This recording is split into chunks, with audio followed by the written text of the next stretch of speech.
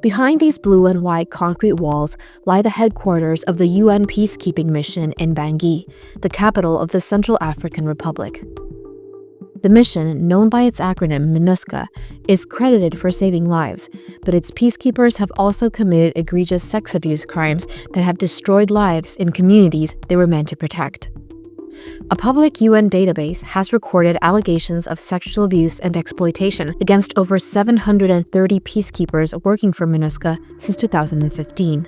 However, many cases go unreported. It's not like they know that any action will be taken because they didn't hear that any action has been taken in the past. This is journalist Barbara Debu. In an investigation for The New Humanitarian, she spoke to 19 women who were victims of sexual abuse and exploitation committed by UN peacekeepers in the Central African Republic. So the most common thread is that they do not report their abuses to the UN mission. So some fear of reprisals, others don't think that any action will be taken, or they don't know who to talk to. And that's the main problem. Civil society groups said they're also not sharing allegations despite recording a, quote, constant, end quote, flow of new cases. Jen, a fruit and vegetable vendor who said she was raped by a Rwandan peacekeeper last year, spoke to The New Humanitarian saying, "If I haven't gone to see MINUSCA, it is because I don't know who to turn to, but also because I'm afraid."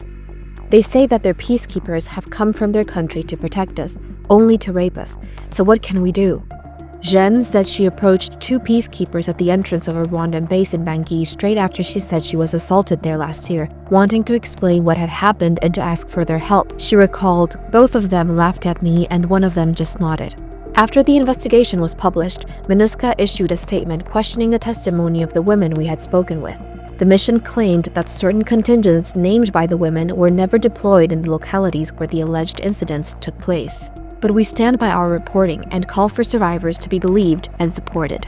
MINUSCA did give us quite a bit of information and answer our questions before publication, even if their top official didn't want to do an on-record interview. But we were surprised by the statement they made to us after publication. The statement essentially made no mention of the survivors and expressed no concern at all for their experiences. Instead, it sought to cast doubt on their testimonies. Tap the link in bio to read the full investigation containing the testimonies of some of the survivors we interviewed, along with our response to MINUSCA's statement. Follow us to read, hear, and watch more updates and reports from humanitarian crises around the world.